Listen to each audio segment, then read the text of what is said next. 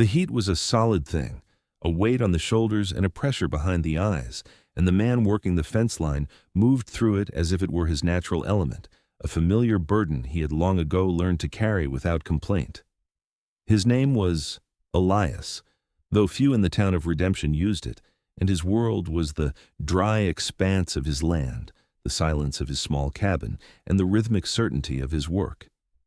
He moved with a deliberation that bordered on stillness, his hands wrapped in worn leather gloves, twisting the wire with a slow, powerful economy of motion that spoke of years spent doing the same thing, day after day, until the task was no more a thought than breathing.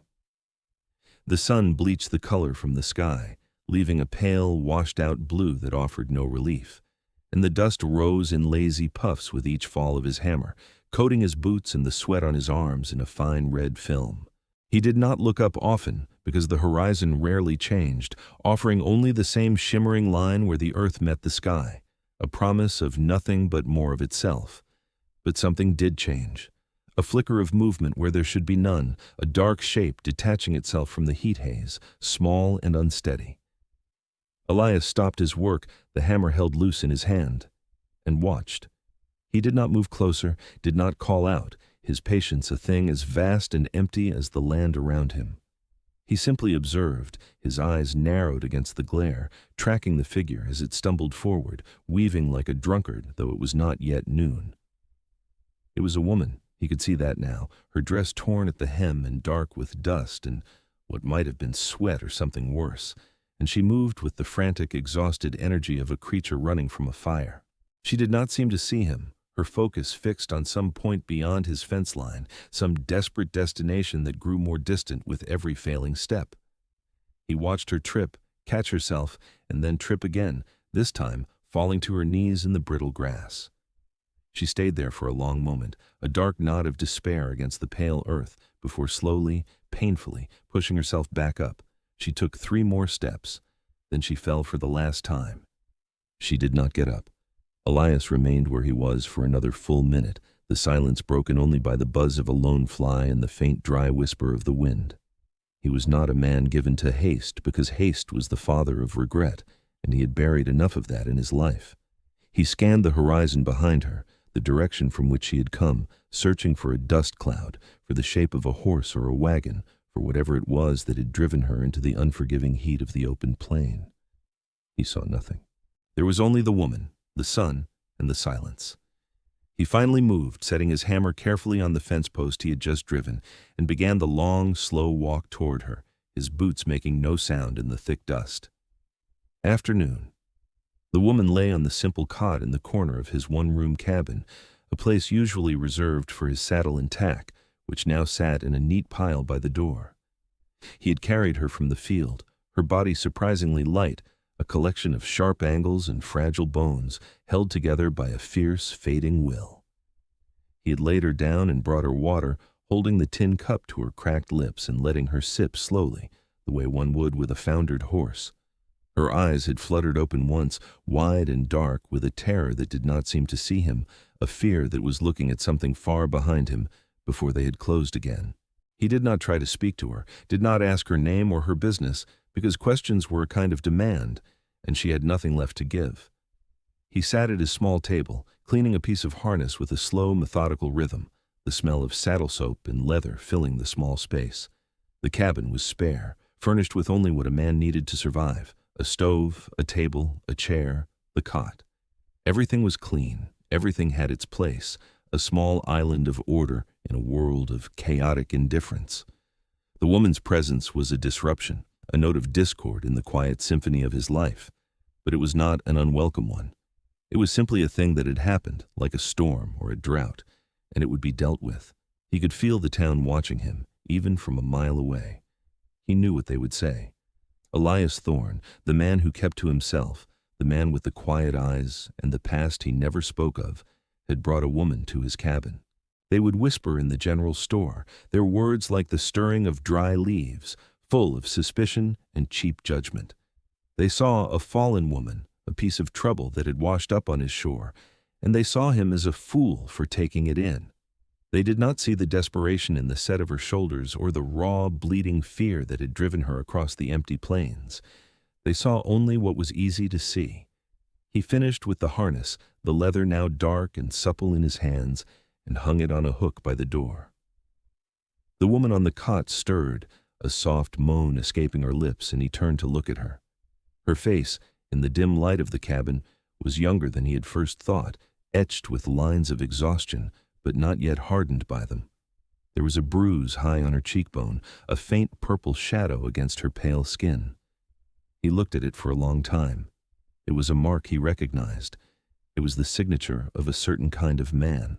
He went to the stove and ladled some thin broth into a bowl, the last of the rabbit he had snared 2 days prior. He took it to her, sitting on the floor beside the cot. "Here," he said, his voice rough from disuse. He did not know if she could hear him. He did not know if she would wake again. He just sat there, the bowl in his hands, and waited.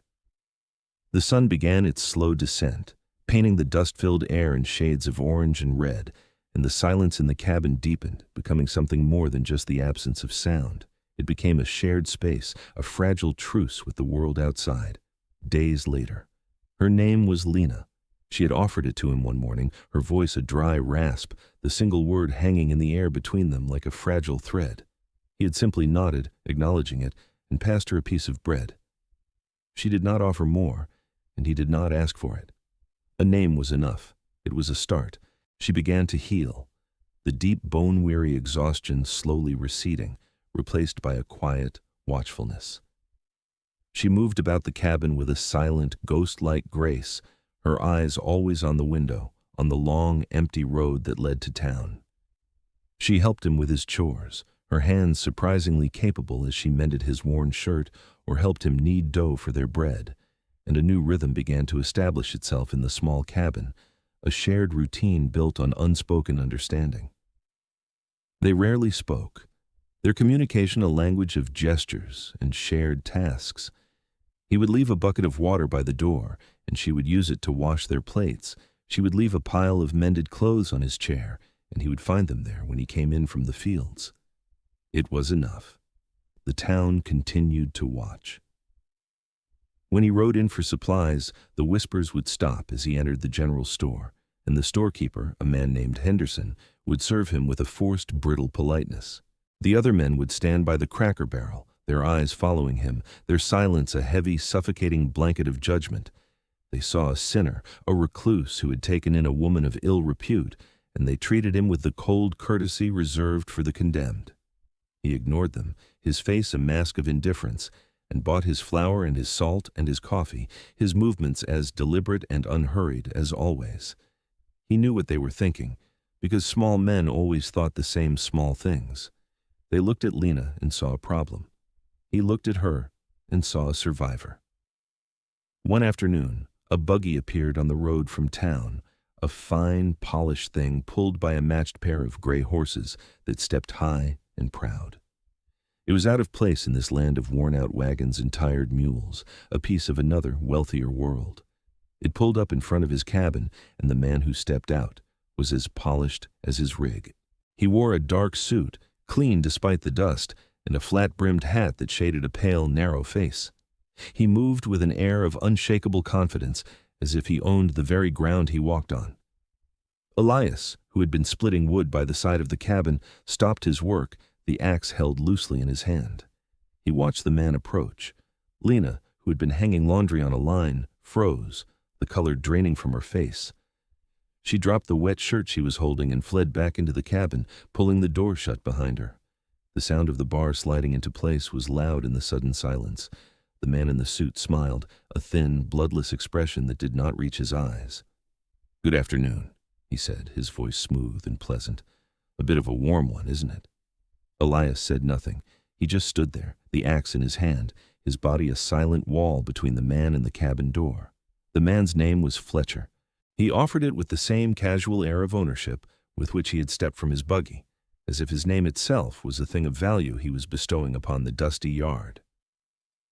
"Cyrus Fletcher," he repeated, tipping his hat slightly, a gesture of politeness that felt like a mockery. "I'm in the business of acquisition, land, property, assets. I find things that are lost and return them to their rightful place." His eyes, the color of washed-out slate, flickered toward the cabin door, and the smile on his thin lips tightened for a fraction of a second.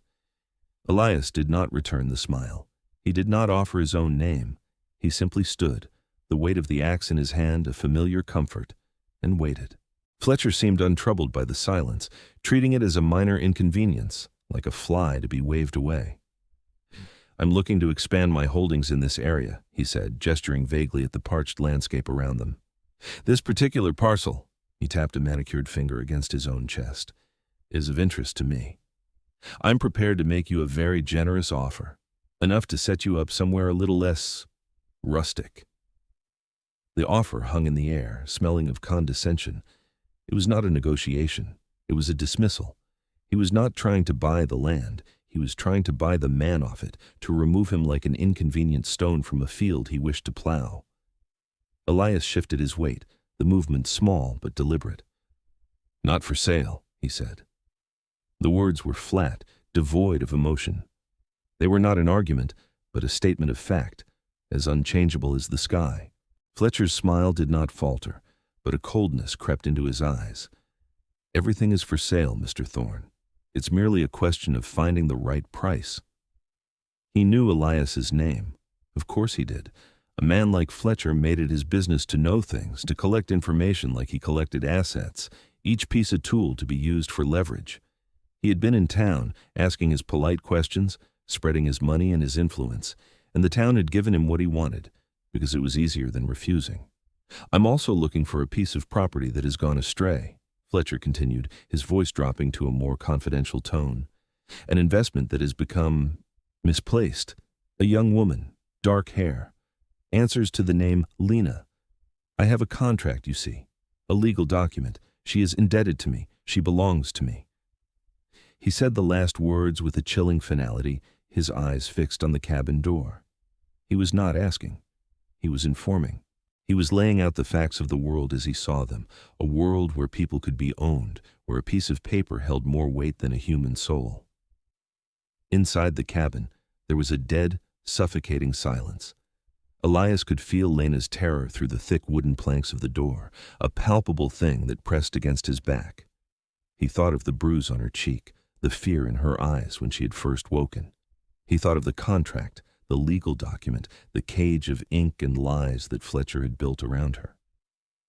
"I haven't seen anyone like that," Elias said, his voice as steady and unyielding as before. It was a simple lie, but in that moment, it felt like the most profound truth he had ever spoken. Fletcher's polite facade finally began to crack, a network of fine lines appearing around his eyes. He stared at Elias for a long, silent moment, a predator assessing its prey, calculating the cost of a fight. "A man in your position should be careful about the company he keeps," Fletcher said softly. "Trouble has a way of spreading, like a sickness." He turned without another word and walked back to his buggy, his movements crisp and precise. He climbed in, took the reins, and drove away, leaving a cloud of red dust to settle in his wake. The threat remained, hanging in the hot, still air long after he was gone. It was not over. It was just beginning. That night. The silence in the cabin was different now. It was no longer a comfortable space, but a taut, stretched thing, vibrating with unspoken fear. Lena sat at the table, her hands clenched in her lap, her face a pale oval in the flickering lamplight. She had not spoken a word since Fletcher had left, had not eaten the food Elias had placed before her. She just stared at the rough-hewn wood of the tabletop, her gaze fixed on something far away, something in her past that had now caught up to her. Elias sat in his chair by the cold stove, sharpening a knife with a whetstone, the rhythmic scrape of steel on stone the only sound in the room.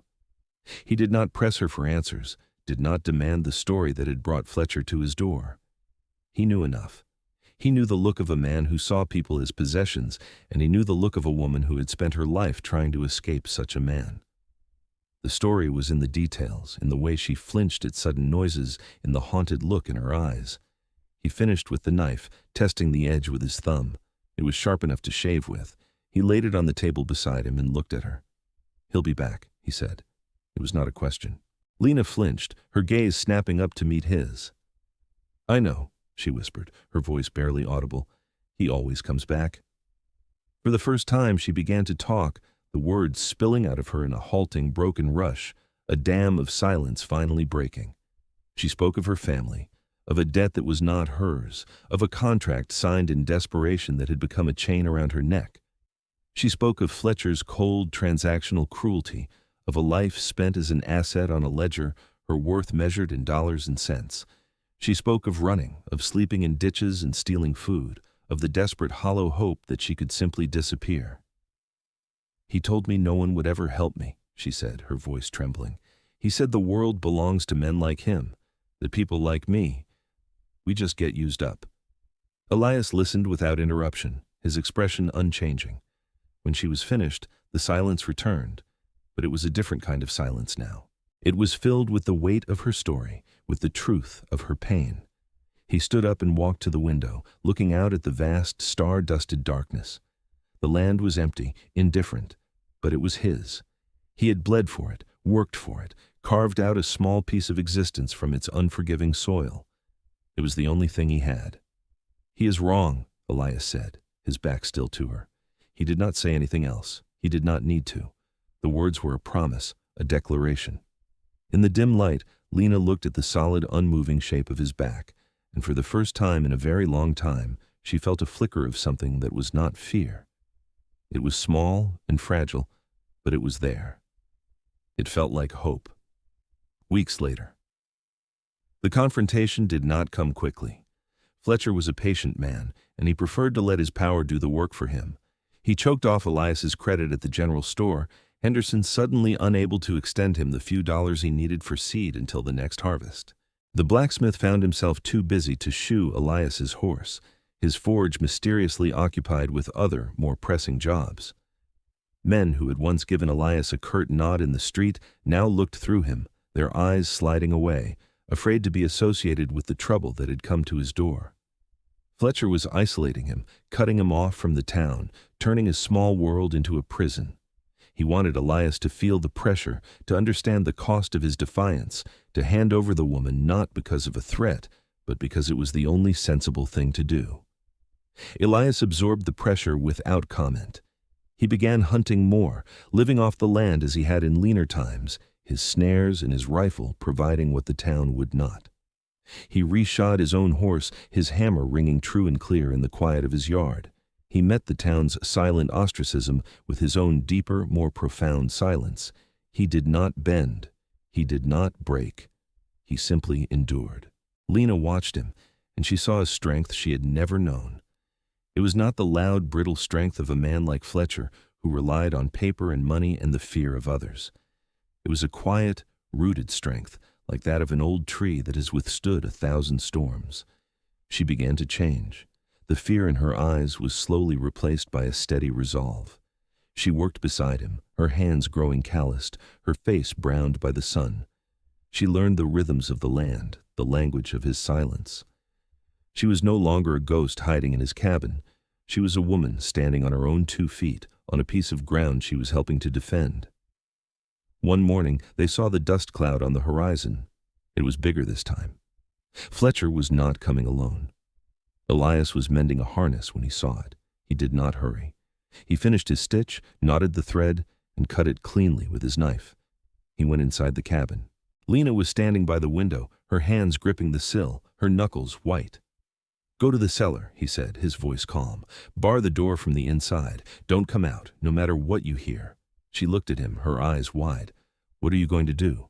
"I'm going to finish my work," he said.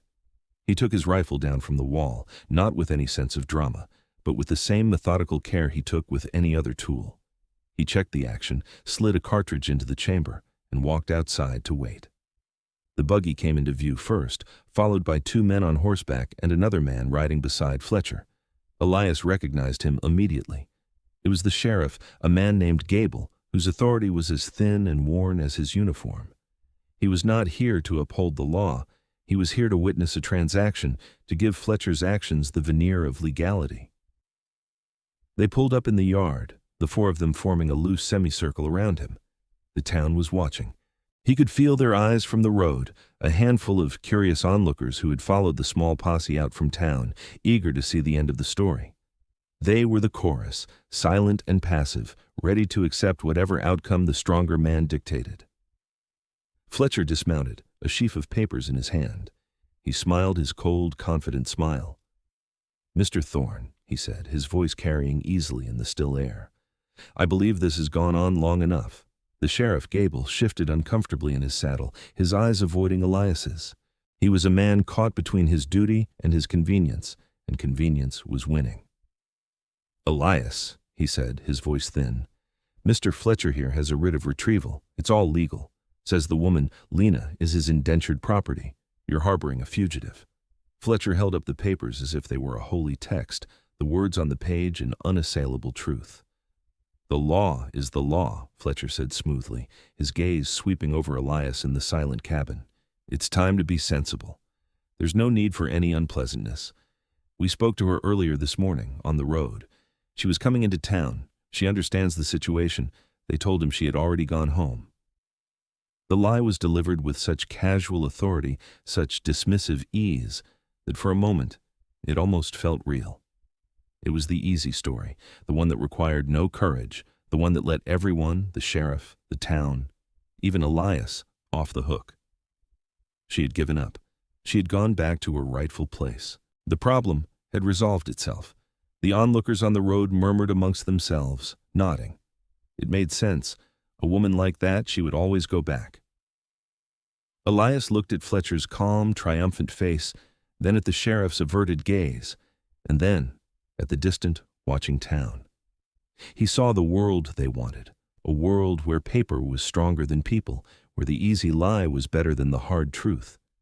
He felt a cold, quiet rage settle deep in his bones. He knew Lena. He knew the steel he had watched grow in her over the past weeks. She would not have gone willingly. She would not have given up. He turned his back on them. He walked toward the cabin door, his movements slow and deliberate. "Thorne, what are you doing?" the sheriff called out, a note of panic in his voice. "The matter is settled." Elias ignored him. He reached the door and found it barred, just as he had told her. He did not call her name. He simply put his shoulder to the wood and pushed. The bar groaned. He pushed again, harder, the muscles in his back and legs bunching. The wood splintered, the bar snapped, and the door swung inward. He searched the house until he found her. She was huddled in the small, dark root cellar beneath the floorboards, her arms wrapped around her knees, her face streaked with tears but her eyes burning with a defiant fire. She had heard the lie. She had heard them try to erase her. He looked down at her, and she looked up at him. No words were needed. He held out a hand. She took it, and he pulled her to her feet. He led her out of the cabin, back into the hard, bright sunlight of the yard, where the four men waited. He positioned himself slightly in front of her, a shield made of flesh and bone. He still held his rifle, but it was pointed at the ground. This was not a fight to be won with bullets. Fletcher's smile had vanished. His face was a mask of cold fury. The easy story had been torn apart, and now only the hard truth remained. The town was watching. The sheriff was watching. His lie had been exposed, his authority challenged not with violence, but with a simple, unshakable act of faith. "She is not leaving," Elias said. The words were quiet, but they echoed across the yard with the force of a thunderclap. It was not a request. It was not a threat. It was a statement of a new law, a law that was being written in that very moment, in the dust of his yard. The standoff held for a long, silent moment.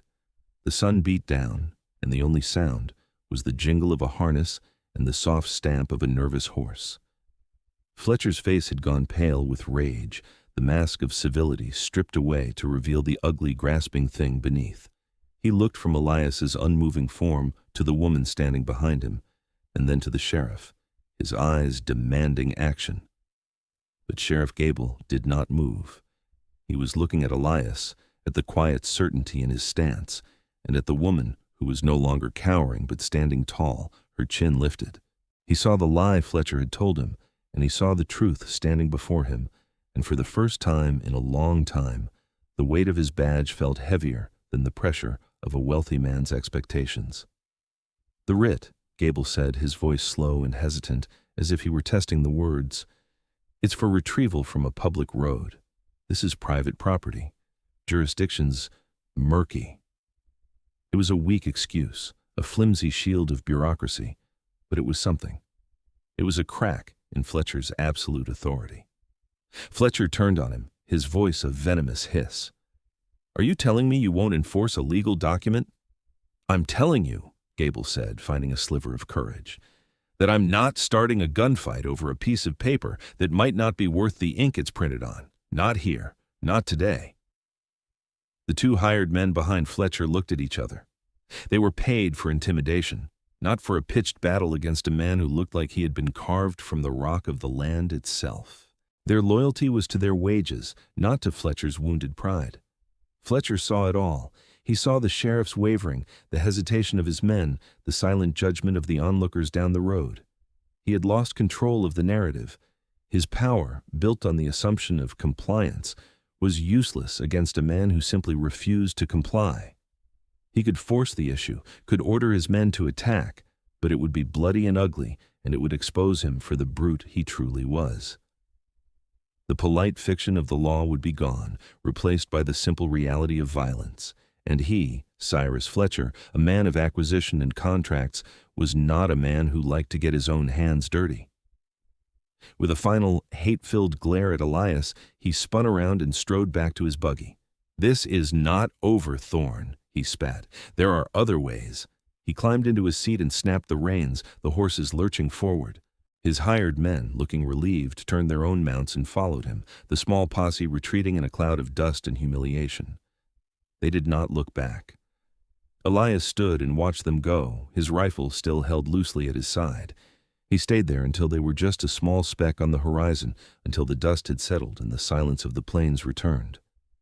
The townspeople on the road began to disperse, their quiet murmurs carrying on the wind, their story for the day now complete. They had witnessed something they did not fully understand, a quiet victory that had been won without a single shot being fired. Lena stepped out from behind him, her hand coming to rest lightly on his arm. Her touch was hesitant, but her grip was firm. "Thank you," she whispered. He finally looked down at her. He saw the exhaustion in her face, but underneath it, he saw a strength and a resilience that he recognized, for it was the same thing that lived in him. He gave a short, single nod. The work was not finished. A man like Fletcher would not forget. But for today, they had held the line. For today, they were free. That night, they sat at the small table, the lamp casting a warm, gentle glow over the room. The door was repaired, a new, thicker bar of oak resting in its brackets. A quiet peace had settled over the cabin, the kind of peace that comes only after a great storm has passed. It was not an ending, but it was a reprieve. They ate in their usual silence, but it was a different silence now, one forged in shared struggle and mutual respect. The space between them was no longer filled with uncertainty, but with a solid, unspoken trust. After they had eaten, Elias stood and went to a small wooden chest he kept at the foot of his cot. He opened it, the hinges groaning softly, and took something out. He brought it back to the table and laid it down in the lamplight. It was a small, crudely carved wooden bird, its wings half spread as if in mid-flight. The wood was old and worn smooth with handling. "My daughter made this," he said, his voice low. "She was 6. Her name was Sarah." It was the first time he had ever spoken of his past, the first piece of himself he had ever offered. Lena looked at the small bird, then at his face, seeing the lines of old grief etched there, a pain he had carried in silence for years. She understood now. She understood the source of his quiet strength, the reason for his solitude. He was a man who had lost everything, and so he knew, better than anyone, what it meant to protect what little was left. "She would have liked you," he said, his gaze fixed on the small wooden bird. Lena reached out, her fingers gently touching his calloused hand where it rested on the table. "I'm sorry," she said softly. He looked up, his eyes meeting hers, and in them she saw not just the pain of his past, but the quiet determination of his present. He had not saved her out of pity. He had saved her because he recognized a fellow survivor, because in her fight for freedom, he saw a reflection of his own long, quiet war against the world's indifference. He had stood for her because he knew what it felt like to have no one stand for you. The silence that followed was not empty. It was full of everything that had been said and everything that had not. It was the sound of two broken people beginning to build something new, something stronger, on the foundations of their shared pain. Outside, the wind whispered through the dry grass, and the vast, empty land kept its watch, a silent witness to the small, defiant flame of hope burning in the window of the lonely cabin. The world had not changed. Men like Fletcher still existed. But here, in this small pocket of the world, the law of contracts and ownership had been replaced by a simpler, older law, the law of human decency. And for now, that was enough. Weeks turned into months. The seasons changed, the brutal heat of summer giving way to the crisp, cool air of autumn. The threat of Fletcher lingered, a shadow on the horizon, but he did not return. Word trickled back to them from the few people in town who had begun to speak to Elias again, quiet words of respect from men who understood what it meant to stand your ground. Fletcher had moved on, they said, his interests taking him to greener pastures where the assets were more compliant and the people more easily bought. He was a businessman, after all, and he knew when to cut his losses. Life for Elias and Lena settled into a new, steady rhythm. They worked the land together, preparing for the coming winter. They repaired the roof of the cabin, patched the walls, and built a new, stronger corral for the horse. With every nail driven, with every fence post set, they were putting down roots, turning a place of refuge into a home. The silence between them remained, but it was a comfortable, easy silence now, the silence of two people who understood each other without the need for words. They were two solitary souls who had found, in each other, a quiet companionship. One evening, as the sun was setting, painting the sky in brilliant strokes of orange and purple, Lena was tending to a small garden she had planted by the side of the cabin. It was a stubborn, defiant patch of green in the dry red earth, and it was hers. She had coaxed life from the barren soil, and it had become a symbol of her own resilience. Elias came and stood beside her, watching her work. He held out his hand. In his palm lay a small, carefully wrapped bundle of cloth. She took it and unwrapped it. Inside were seeds, not the corn or bean seeds he bought in town, but the seeds of wildflowers, tiny and dark like specks of dust. "I found them up in the hills," he said. "Thought they might grow here." She looked at the seeds, then up at him, a slow, genuine smile spreading across her face for the first time. It transformed her, chasing away the last of the shadows. "Yes," she said, her voice clear and strong. "I think they will." They stood there for a long time, side by side, as the last light faded from the sky and the first stars began to appear. They were not a beginning, and they were not an end. They were simply two people in a quiet place who had found a way to make the world a little less lonely. They had faced down the darkness and had chosen to plant a garden. It was a small victory, but it was a victory that mattered. The world was full of men who wrote contracts and claimed ownership. But the future belonged to the ones who planted seeds. Sometimes the world will tell you a story. It will be a simple story, an easy one, a story that asks nothing of you but your silent acceptance. It will tell you that the person you see is weak, that the fight is already lost, that the ending has already been written. It will tell you that the woman has already gone home, that the debt has come due, that the way things are is the way they are meant to be. And the hardest thing in the world, the bravest thing you can ever do, is to refuse to believe it. It is to turn your back on the easy story and to search for the truth, even if you have to tear the door down to find it. It is to stand for someone when no one else will, not with grand gestures or loud declarations, but with the quiet, unshakable conviction that every soul has a right to its own freedom. The story you just heard was about a man who was told an easy lie and chose the hard truth instead. It's a reminder that true strength isn't about the power you can wield over others, but the quiet courage you find to stand up for them. It's about recognizing the dignity in a survivor and honoring it, even at great personal cost. Thank you for spending this time with us, for listening to this story. If it moved you, if it made you think about the times you've been told an easy story, we hope you'll let us know in the comments below. What does it mean to you to search for the truth, even when the world tells you to look away? Your thoughts and your stories are what make this community what it is. And if you'd like to hear more tales of quiet strength and earned redemption, please consider liking this video and subscribing to our channel. It helps us to keep telling stories like this one, stories that remind us that even in the dust and the silence, hope can find a place to grow.